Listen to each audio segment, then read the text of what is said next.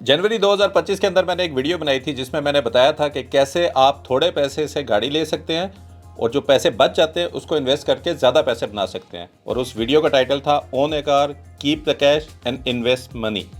अब उस वीडियो के कमेंट सेक्शन के अंदर बहुत ज़्यादा लोगों ने कहा यार ये प्रैक्टिकल पॉसिबल नहीं है, कैसे हम इंस्टॉलमेंट देंगे, ये तो हो ही नहीं सकता। सो मैंने ये चैलेंज एक्सेप्ट किया और आज मैंने इसी प्रोसेस के ऊपर, जिस पे मैंने आपको बताया था कि आपने गाड़ी कैसे लेनी है, मैंने खुद होंडा सिविक परचेज़ की है। और आज मैं आपको बताऊंगा how can you own A car, keep the cash and make money. कैसे, लेट्स सरमाई एक्सप्लेन।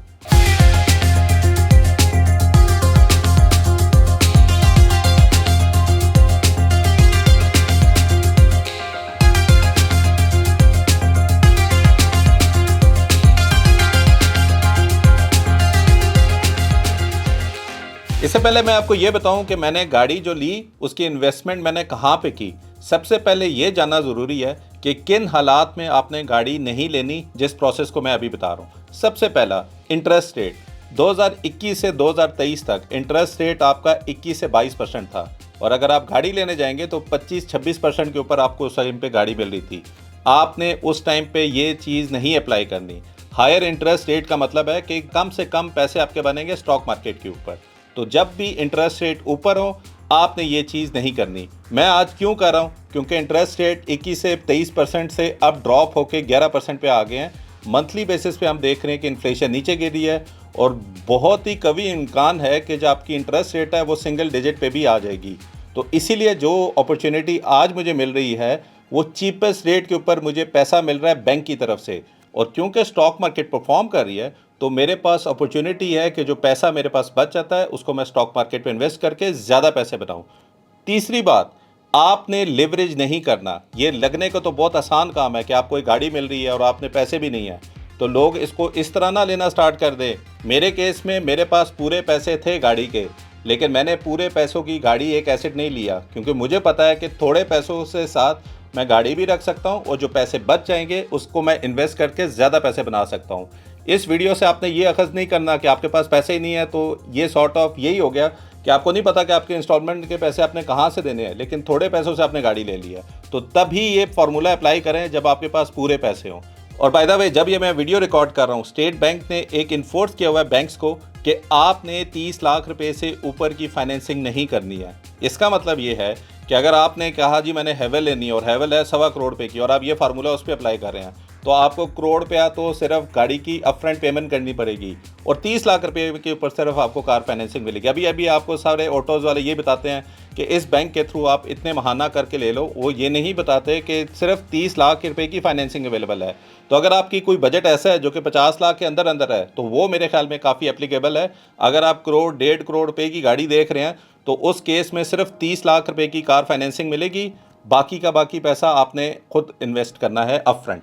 अब मैं अपनी जर्नी के ऊपर आपको लेकर आ जाता हूँ। मैंने गाड़ी सेलेक्ट किया होंडा सिविक और मैंने किसी जानने वाले से लिया है, लेकिन अगर आपने भी गाड़ी सेलेक्ट कर दी है या आपने गाड़ी देखनी है, ऑब्वियसली हम सबको पता है कि पार्क व्हील से जाके आप देख सकते हैं, लेकिन अगर आपने ये देखना है कि कौन सा बैंक है जो कि उसके ऊपर फाइनेंसिंग किस तरह दे रहा है, तो वो भी पार्क व्हील्स के अंदर मैंने फीचर देखा है और मेरे ख्याल में बहुत कम प्लेटफॉर्म है जहाँ पे कार फाइनेंसिंग एक जगह पे आपको मिल सकती है।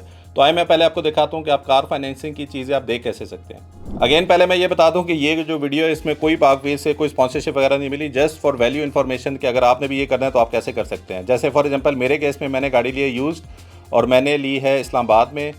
मेरा जो वेरिएंट है जो है वो 2020 में सेकेंड हैंड में ले रहा हूँ और उसकी जो वैल्यू है हाई वो 5 मिलियन के ऊपर मुझे मिल रही है। और टेन्योर जो है आप देख सकते हैं कि 3 साल से ज़्यादा मेरा नहीं ख्याल कोई बैंक ऑफ़र करता है, क्योंकि मुझे 30 लाख रुपए तक की ऑफ़र है कि मैं कर सकता हूं, तो मुझे 40% ऑफ 5 मिलियन तकरीबन 2 मिलियन होगा, रिमेनिंग 3 मिलियन मैं फाइनेंस करूं। जब मैं इसको शो प्लान्स करूंगा तो इसके अंदर आप देख सकते हैं कि Faisal car financing, DIB Dubai Islamic वालों की, MCB की, और कहाँ से स्टार्ट हो रही है। आपका 2 मिलियन आपको इनिशियल डिपॉजिट करना पड़ेगा और 1,06,000 रुपये की आपको मंथली इंस्टॉलमेंट देनी पड़ेगी। अगेन जो प्लान मुझे मिला है वो इन सब से हटके और इस्लामिक भी है और मुझे कंपैरेटिवली 1,02,000 रुपये का पड़ा था। मैं उसकी डिटेल्स आगे आपको दे देता हूँ, लेकिन आपके लिए इट्स नॉट नेसेसरी कि आपने इन्हीं पे जाना है। सिर्फ एक बॉल फिगर्स आपको मिल जाएँ कि यार ये फॉर एग्जांपल 1,03,000 रुपये मिल रहा है, अब फर्दर आपने नेगोशिएट करना है इन बैंक्स के साथ। जो रेट्स आपको सामने नज़र आते हैं इसका मतलब ये नहीं है कि यही है, सिर्फ वो प्याज और टमाटर वाले नहीं रेट सस्ता करते, ये भी सस्ता करते हैं। अगर आप उनसे डिस्कशन करें, कोई नेगोशिएशन करें तो आपको अच्छे रेट पे भी मिल सकता है। तो अभी के टाइम पे सिर्फ ये पहला था कि जब आपने देखना हो कि आपको कार फाइनेंसिंग कितने मिलेगी, तो एक फिगर लेने के लिए पाक व्हील से आपको पता चल सकता है कि क्या हिसाब किताब है। और बाय द वे आप जब इंडिविजुअली अप्लाई करेंगे तो मेक श्योर करें कि आपकी क्रेडिट हिस्ट्री बेहतरीन है। इसका मतलब ये है कि अगर आपने इजी पैसा या जायज़ कैश से लोन लिया हुआ और आपने टाइम पे नहीं दिया हुआ, आपकी क्रेडिट हिस्ट्री ठीक नहीं है। अगर आपने कोई यूटिलिटी बिल लेट किया हुआ है तो क्रेडिट हिस्ट्री ठीक नहीं है। मुझे तो अब पता चला है कि इवन क्रेडिट कार्ड का होना भी आपके लिए नेगेटिव है, क्योंकि वो कहते हैं जी आपके पास तो 10 लाख रुपए की कैश की क्रेडिट की फैसिलिटी अवेलेबल है, which is negative for them. तो वो भी नेगेटिवली आपके क्रेडिट हिस्ट्री को हिट करती है। सो जब भी आप अप्लाई करेंगे तो प्लीज़ इंश्योर कीजिएगा कि आपकी क्रेडिट हिस्ट्री बेहतरीन हो। अगर आपकी क्रेडिट हिस्ट्री सही है तो बैंक मेरे ख्याल में घर चल के आ जाएगा आपको गाड़ी देने के लिए। अब मैं आपको अपना प्लान बताता हूँ कि जो मैंने प्लान लिया उसके अंदर क्या चीज़ें मुझे प्लान के मुताबिक मिली हैं, तो मैं आपको अपनी शीट से दिखाता हूँ। सो बेसिकली मैंने 5 मिलियन का जो लिया उसके अंदर मेरी जो अप फ्रंट सिक्योरिटी डिपॉजिट है 40% है, जैसे मैं पहले बता चुका हूँ। तो बैंक जो फाइनेंस कर रहा है 50 लाख का 40% का मतलब है तकरीबन 20 लाख रुपया। बैंक जो फाइनेंस कर रहा है वो 30 लाख रुपया कर रहा है। मेरी जो टेन्योर की जो ड्यूरेशन है वो 36 मंथ्स है। अगेन इट्स इस्लामिक, तो इसके अंदर तकाफुल का भी उन्होंने अप फ्रंट जो पहले साल का है वो इन्होंने डिडक्ट किया हुआ है, जो कि 75,000 उन्होंने मुझे चार्ज किया है। जो इनकी सिक्योरिटी की डिपॉजिट है वो तकरीबन 2 मिलियन है, 20 लाख। तो अगर मैं तकाफुल की पेमेंट और सिक्योरिटी की डिपॉजिट कर दूं तो मुझे अप फ्रंट इनको 20,75,000 रुपये देने हैं। पहले साल के अंदर मुझे जो सिर्फ मंथली इंस्टॉलमेंट है गाड़ी की वो तकरीबन 96,600 रुपीज़ है। उसके अंदर तकाफुल भी अगर मैं ऐड करूं वो तकरीबन 5,600 है। इसका मतलब है हर महीने मुझे 1,02,220 रुपया पे करना है। अगले साल 1,01,595 रुपया और तीसरे साल तकरीबन 96,595 रुपया। सो अब मुझे ये पता चल गया कि 20 लाख के बाद मुझे मंथली तकरीबन 1,03,000 रुपया देना है अगले 3 साल तक। और मेरे पास ये अपॉर्चुनिटी है कि वो 30 लाख रुपया जो मेरे पास रह गया है उसको मैंने कैसे इन्वेस्ट करना है कि मुझे मंथली 1,01,000 रुपया या 1,02,000 रुपया मुझे मिलता रहे। अब वो जो रियल प्लान है उसको समझाने से पहले मैंने लास्ट वीडियो में भी बताया था, जहाँ पे मैंने खैर लो रिस्क की आपको एक दी थी एग्जांपल।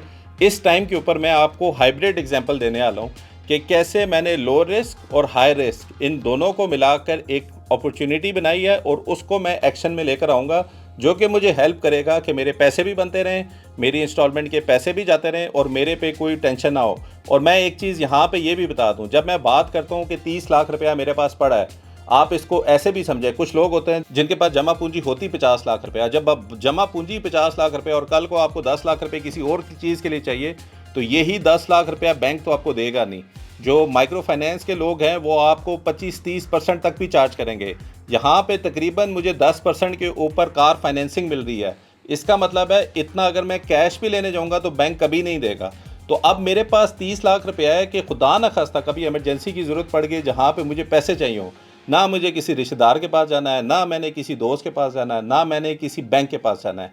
मेरे पास अपनी इन्वेस्टमेंट है। मैं बेशक उसकी जो इंस्टॉलमेंट के पैसे हैं आखिरी 6 महीने पे इम्पैक्ट आएगा, लेकिन मेरी शॉर्ट टर्म नीड मेरी यहाँ से पूरी होगी।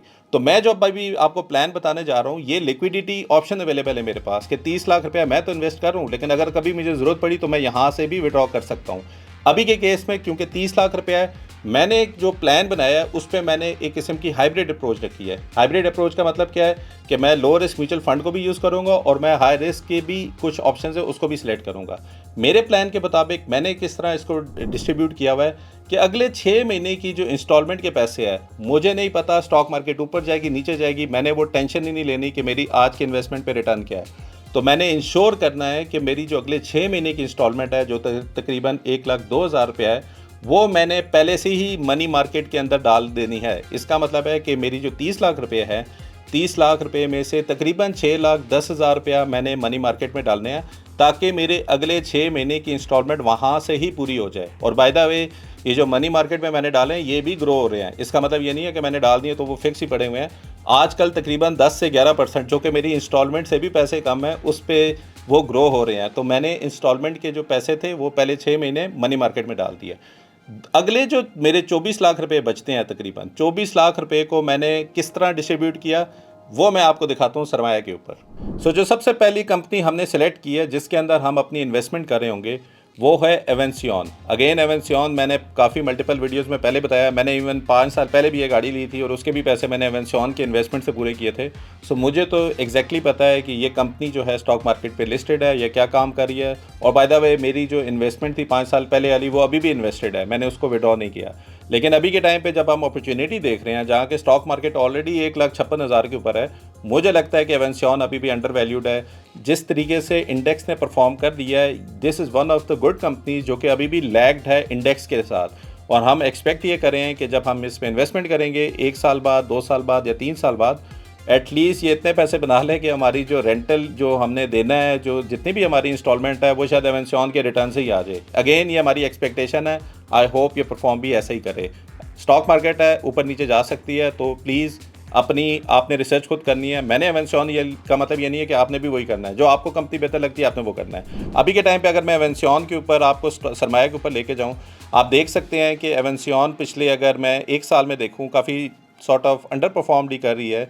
कि 1 साल पहले भी ये तकरीबन इसका हाई था 65 का, फिर ये लो बना चुकी है तकरीबन 41-40 का, और अगेन ये वही लो है जो कि शायद पाकिस्तान इंडिया की वॉर में काफ़ी लोज लगे थे काफ़ी कंपनीज़ को। अगर आप नीचे जाएंगे 1 साल के अंदर तकरीबन नेगेटिव परफॉर्मेंस है। स्टॉक मार्केट ऑलरेडी डबल हो चुकी है, यही मैं बता रहा हूँ कि क्योंकि ऑलरेडी स्टॉक मार्केट ने इतना परफॉर्म किया, एवेंसियन में के पास अभी अपॉर्चुनिटी अवेलेबल है। अगर आप नीचे जाएंगे थोड़ा सा आप इसकी फंडामेंटल्स को भी देख रहे हैं, 6.4 बिलियन का ये रेवेन्यू करते थे 2020 में, ठीक है। आज ये 16 बिलियन के ऊपर आ गए हैं, 2x से ज़्यादा का है। 1 बिलियन का तकरीबन नेट प्रॉफिट था, आज ये डबल ऑफ द प्रॉफिट भी कर रहे हैं। सो कंपैरेटिवली आप देख सकते हैं ये जो ब्लू लाइन है इनका रेवेन्यू इंक्रीज़ हो रहा है और इनकी जो प्रॉफिटेबिलिटी है जो कि ऑरेंज लाइन है वो भी डबल हो चुकी है। आप यही चीज़ नीचे भी देख सकते हैं। अगर मैं सिर्फ इस पर क्लिक करूं तो मैं देख सकता हूं कि 6.4 बिलियन से एक टाइम पे तो 17.7 बिलियन, और ये वही टाइम है जब रुपया बहुत क्विकली डिवैल्यू हुआ था और उसका इम्पैक्ट हमें नज़र भी आया था आईटी कंपनीज़ के अंदर। तो एक तो ये चीज़ होगी जहाँ पे हमें कंपनी की सारी चीज़ें नज़र आ रही हैं। मैं अगर ओनरशिप में लेके जाऊँ तो आप देख सकते हैं अगेन ये तो वहीं बख्तियार साहब तो ओनर भी हैं, उनके पास ज़्यादा इनकी है। लेकिन आप नीचे देख सकते हैं कि बाहर का भी एक फ़ंड है जो कि आर्टिजिया SICAV समथिंग 700,000 इस पर्टिकुलर म्यूचुअल फ़ंड की इसमें इन्वेस्टमेंट है। बनूर कैपिटल ने इसमें इन्वेस्ट किया हुआ है। NIT बड़े बड़े बैंक्स हैं, इन्होंने इस पे इन्वेस्ट किया हुआ है। सो दैट मीन्स कि कोई ना कुछ तो इस कंपनी में है जिसकी वजह से ये बड़े बड़े फंड भी इन्वेस्टेड हैं। लेकिन मेरे ख्याल में जब आप इन्वेस्टमेंट करते हैं तो सिर्फ आपने फाइनेंशियल स्टेटमेंट नहीं देखनी होती है, आपने इस कंपनी की प्रोग्रेस अगर देखनी हो तो मेरे ख्याल में आप इसकी लिंक्डइन को भी देख सकते हैं। एक चीज़ जो मैं और बता दूं कि कंपनी की आप यहाँ पे भी देख सकते हैं कि नंबर ऑफ़ एम्प्लॉइज़ जहाँ पे 250 थे अब तकरीबन 474 हो गए हैं, जिसका मतलब है कि कंपनी ग्रो कर रही होगी। ऑब्वियसली हायरिंग तभी आप कर रहे होते हैं। दूसरी चीज़ जो मैंने क्वाइट रिसेंटली देख भी रहा था लिंक्डइन पे, काफ़ी एक्टिव हुए हैं इनकी management. May be this could be because के स्टॉक परफॉर्म नहीं कर रहा, तो मे बी हमें सोशल पे ज़्यादा थोड़ा एक्टिव होना पड़ेगा।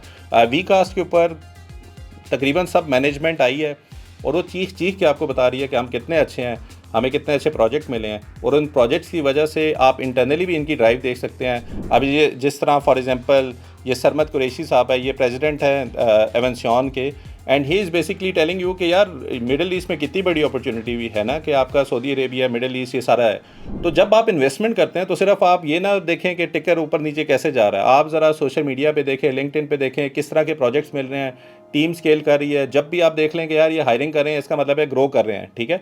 तो वो चीज़ें नज़र रखें। मैंने क्वाइट रिसेंटली देखा, अभी ये तो खैर पिछले हफ्ते की थी, लेकिन ये चीज़ें भी मेरी नज़र से गुजरी हैं, जिससे ये नज़र आता है कि होपफुली इनके भी हालात कंपैरेटिवली बेहतर हैं। तो अब इस पर्टिकुलर कंपनी के अंदर तकरीबन हमने अपना 50% एलोकेट किया है। इसका मतलब है कि 30 लाख में से 14 लाख रुपया हम एवेंसियन में ले रहे हैं, और मैं स्क्रीनशॉट में आपको दिखा देता हूं कि ये कितने रुपए की हमें पड़ी थी, ठीक है। क्योंकि वीडियो मैंने काफ़ी बाद में रिकॉर्ड किया है, शेयर मैंने पहले ले लिया था। और बाय द वे जब तक मैंने वीडियो रिकॉर्ड की और ये शेयर का हुआ, तो उस वक़्त के बाद जब मैंने ये कर लिया था तो एवेंसियन की एक मटेरियल रिपोर्ट आई थी 11:59 पे। मैंने खैर 10 साढ़े 10 ही ले लिया था। और उस मटेरियल रिपोर्ट में क्या लिखा हुआ है, अगर मैं इसको क्लिक करूं तो इस मटेरियल रिपोर्ट में अगेन मैं दोबारा आपको वही जो लिंक्डइन पे मैं बात कर रहा था कि इनकी मैनेजमेंट ने आके कुछ कहा था, यहाँ पे अगेन यही बता रहे हैं कि मिडिल ईस्ट के रीजन के अंदर 8.8 मिलियन का स्ट्रेटेजिक प्रोजेक्ट एवेंसियन को एलोकेट हुआ है। जो कि कतर के अंदर, सऊदी अरेबिया के अंदर और यूनाइटेड अरब एमिरेट्स में इनकी डिलीवरी है। मकसद ये बताने का है कि वही मैं जो बात कर रहा था, लिंक्डइन पे जब चीज़ें आपको नज़र आती हैं तो वो फिर जब प्रैक्टिकल अनाउंसमेंट पे भी होती है। जब मैंने ये स्टॉक ले लिया तो ऑब्वियसली ये 6-7% उसकी इस पर्टिकुलर न्यूज़ के बाद भी परफॉर्म किया, लेकिन मैंने ऑलरेडी इस पे रिसर्च की हुई थी क्यों मैंने लेना था। And this is a good thing कि जब मैंने लिया, और ये अगेन मुझे कोई इनसाइड इन्फॉर्मेशन नहीं है, प्लीज़ ये ना समझिएगा कि मुझे पता था ये होने वाला है, किसी को नहीं पता होता अनटिल अनलेस आप अंदर बैठे हो। मेरा कोई अंदर जान पहचान नहीं है, तो इसीलिए मैंने तो बेस्ड ऑन मार्केट रिसर्च मैंने इस पे लिया था। तो 50% तो हमने यहीं पे कर दिया। अब रिमेनिंग जो मैंने इन्वेस्टमेंट की है वो मैंने कहाँ पे की है, अगेन मैं आपको सरमाया पे ETFs में लेके जाता हूँ। ETF के ऊपर मैं वीडियो एक सेपरेट कर दूंगा, लेकिन यहाँ पे सारे के सारे ETF आपको नज़र आ रहे हैं। इन ETF में आप देख सकते हैं कि अगर मैं इस्लामिक करूँगा तो सिर्फ 2 ही ETFs हैं जो कि हमारे सामने नज़र आते हैं, एक महाना ETF और एक मीज़ान ETF। ये बने बनाए ETFs हैं, बने बनाए बकेट्स हैं। इन बकेट्स के अंदर अगर आप देखें, जैसे फॉर एग्जांपल मीज़ान ETF को मैं देख लेता हूँ। अब मीज़ान ETF मुझे लगता है कि ये थोड़ा सा ना मीज़ान वाले देखते हैं कि किस कंपनी में, और वो ज़्यादा एलोकेशन उस पर्टिकुलर कंपनी में करते हैं। महाना थोड़ा पैसिव है, वो एक इंडेक्स डिफाइन किया हुआ है, automatically maybe once in an year वो उसको रीबैलेंस कर देते हैं। मीज़ान वाले थोड़ा एक्टिवली शायद मैनेज भी कर रहे होते हैं। तो मुझे लगता है कि महाना थोड़ा पैसिव तरीके से मैनेज हो रहा है और मीज़ान जो है थोड़ा एक्टिव तरीके से मैनेज हो रहा है। खैर, एक साल के अंदर तकरीबन 47% का रिटर्न है। अगर मैं थोड़ा नीचे आपको लेके जाऊं और मैं इसको एक महीने की परफॉर्मेंस में देखूं तो माशाल्लाह 100 रुपये का जो आपकी इन्वेस्टमेंट थी, ऑलरेडी इन्होंने 12% का एक महीने में रिटर्न दिया है। और अगेन मैं अगर इसकी कंपैरिजन में आपको महाना के साथ भी दिखाऊं तो मैं महाना यहाँ पे सिलेक्ट करता हूँ और मैं इसको ऐड कंपैरिजन करता हूँ और मैं एक महीने के ऊपर ही दोनों की परफॉर्मेंस देख लेता हूँ। तो महीने पे मुझे क्या नज़र आता है, तकरीबन मीज़ान ने 12% का दिया, तकरीबन 2-3% जो था महाना ने कम दिया। अगर मैं आपकी एलोकेशन इसमें दिखाऊँ मीज़ान ETF की, lucky cement, MLCF, DGKC, OGDC, मारी, लकी सीमेंट में ऑलरेडी ये 17% ऑफ देयर इन्वेस्टमेंट है। खैर थे 15 थे, ये माशाल्लाह परफॉर्म अच्छा किया है। एंग्रो में ऑलरेडी अगर आप रिसेंटली देखें बड़ी अच्छी परफॉर्मेंस है, तकरीबन 15% की एलोकेशन है। मकसद ETF का बताने का ये था। अब मैं आपके पास आता, मैं कहता जी एंग्रो ले लो, लकी ले लो, MLCF ले लो। अब मैं इतनी बड़ी वीडियो में करना भी नहीं चाह रहा था और ना मेरे पास इतना टाइम है कि मैं इतनी ज़्यादा जो इन्वेस्टमेंट्स उसको मैनेज करूँ। तो मैंने एक ETF ऐसा लिया जिसके अंदर ऑलरेडी एक अच्छी कंपनीज़ को लिस्ट किया हुआ एक फ़ंड मैनेजर ने, तो मैं वो ले लूँ। And same goes with Mahana ETF as well. अगर मैं महाना ETF में आपको लेके जाऊँ, ये तो टॉप 30 इस्लामिक कंपनीज़ हैं जिनको ये ट्रैक कर रहे हैं। अब जब ये महाना के अंदर मैं लेके जाऊँगा, आप खुद सोचें। अब फॉर एग्जांपल मुझे लगता है फार्मास्यूटिकल भी अच्छा है, तो महाना ने फार्मास्यूटिकल में अच्छी खासी एलोकेशन की हुई है जो कि 5% ऑफ देयर होल पोर्टफोलियो है। ऑयल एंड गैस में 20% है, सीमेंट के अंदर 19% है। इतनी क्वालिटी कंपनीज़ 30 तो यहाँ पे हैं, तकरीबन 30 ही के ऊपर मैंने अपना रिमेनिंग 40% को एलोकेट किया हुआ है। ठीक है, सो जो मेरी टोटल इन्वेस्टमेंट थी जो मैंने की है, जिसका स्क्रीनशॉट मैं अभी यहाँ देख ही रहे होंगे कितनी हमने की है, लेकिन ज़र पे ऑलरेडी हमने इसको लॉक भी कर दिया है। यही जो चीज़ें मैंने अभी आपको बताई हैं, एवेंसियन तकरीबन 49% है, मीज़ान ETF तकरीबन 15% है, महाना ETF तकरीबन 15% है और MICF तकरीबन 20% है। अगर मैं इसके नीचे लेके जाऊं, जैसा मैं पहले बता रहा था कि 2 के हमने लिया 49 का था, लेकिन कल 52 का हो गया। लेकिन आइडिया ये था कि ये जो 52 का हुआ था अनएक्सपेक्टेड था। अच्छी चीज़ ये है कि हमारे 30 लाख में से हमें अभी ऑलरेडी 90,000 का प्रॉफिट चल रहा है। ठीक है, मैं अब इस पर्टिकुलर वीडियो पे जब जब मैं इंस्टॉलमेंट देता रहूँगा और जब जब मैं कोई ट्रेड करता रहूँगा, ये पोर्टफोलियो आपके सामने दिखाऊँगा। हमारा ऑब्जेक्टिव क्या है कि हमने 30 लाख रुपये से 3 साल में, मे बी 3 साल से पहले ही मैं इसको क्लियर भी कर दूं, लेकिन आइडिया ये है कि मैं अपने 1 लाख रुपए का जो मंथली रेंट है वो करता रहूं। मेरी स्ट्रेटजी ये होगी कि 6 महीने मेरे पास हैं कि मैंने स्टॉक मार्केट की परफॉर्मेंस से अगर 3 महीने बाद मैंने कोई चीज़ एलोकेट करनी है, तो मेरा जो 6 महीने का बफर है ना, वो ट्रिगर होगा 3 महीने पे कि मैंने जब अगले 3 महीने को कैसे लो रिस्क के अंदर करना है, हाई रिस्क से सेल करके लो रिस्क में 3 महीने के ऊपर लेकर आना है। 6 महीने शॉर्ट टर्म के ऊपर स्टॉक मार्केट ऊपर जाती है नीचे जाती है, मुझे आज टेंशन नहीं है क्योंकि वो 6 महीने मैंने सिक्योर किए हुए हैं लो रिस्क मनी मार्केट के अंदर। हाँ, 3 से 4 महीने में हम देखेंगे कि क्या रिटर्न्स हैं, और जब 1-2 महीने रह जाएंगे तो हमें अगला 4 महीने भी लो रिस्क में करना पड़ेगा by selling something in the high risk. ये वीडियो मैंने प्रैक्टिकली खुद गाड़ी लेकर की है ताकि आप लोगों को बताऊं कि फाइनेंस की कितनी बड़ी वैल्यू है। हम लोगों को कदर ही नहीं है, बड़ी मुश्किलों से हम अपना पैसा कमाते हैं और हम जो ज़रूरियात हैं, अगेन ये ज़रूरियात ही कहूँगा मैं कि मुझे भी गाड़ी चाहिए थी, उसके लिए पूरा कैपिटल लगाने की ज़रूरत नहीं है। अगर आपके पास अकल हो, थोड़ी सी समझ हो, आपको एक पूरा प्लेटफॉर्म दिया गया है जहाँ पे आप देख सकते हैं कि अंडर वैल्यूड चीज़ क्या है जो बेसिकली आपको ज़्यादा रिटर्न देगी, जो कि आपको पूरे कैपिटल इन्वेस्ट करके नहीं मिलेगा। ठीक है, तो प्लीज़ अगर आपके पास फाइनेंशियल नॉलेज नहीं है, सिर्फ क्योंकि मैं कर रहा हूँ, इस चीज़ को आपने अप्लाई नहीं करना। मुझे तो जब मैंने तब वीडियो बनाई थी तब भी वैल्यू पता थी, जिस वक्त स्टॉक मार्केट जो था 1,15,000 के ऊपर है, आज स्टॉक मार्केट 1,56,000 रुपये के ऊपर है।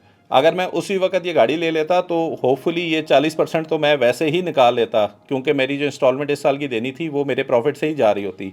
आज के टाइम पे जब स्टॉक मार्केट 1,56,000 के ऊपर है, मैं आज भी ये वीडियो बता रहा हूँ क्योंकि मुझे समझ आती है कि स्टॉक मार्केट में अभी भी बहुत दम और ख़म है, जिससे हम ये गाड़ी होपफुली गाड़ी के पैसे भी दे देंगे और एंड में हमारे पास कुछ इन्वेस्टमेंट भी रहेगी। और ये सारा का सारा मैं किस तरह एग्जीक्यूट कर पा रहा हूँ? सरमाया के थ्रू। ये जो छोटी सी इंस्टॉलमेंट के पैसे आप देते हैं पर मंथ के ऊपर, this will help me to identify कि किस जगह पे मैंने इन्वेस्ट करना है, कैसे इन्वेस्ट करना है, और जो मेरी मेन जो फोकस एरिया है वो मैं अपने काम पे ही दूंगा कि काम मेरा इम्पैक्ट ना पड़े, और एक सॉफ्टवेयर है जो कि मेरे लिए काम कर रहा हूँ। सो आई होप ये वीडियो जो थी वो प्रैक्टिकली मैंने करने की कोशिश की है, लेकिन इसकी पूरी सीरीज़ आती रहेगी जब जब मैं एक्शन लेता रहूँगा इसके ऊपर। सो आपका क्या प्लान है? आप गाड़ी अगर लेना चाह रहे हैं तो is this something which you can apply in your real life? Please do let me in comment section and I will see you in next video. Sarmaya, जहां हर फैसला बने सरमाया।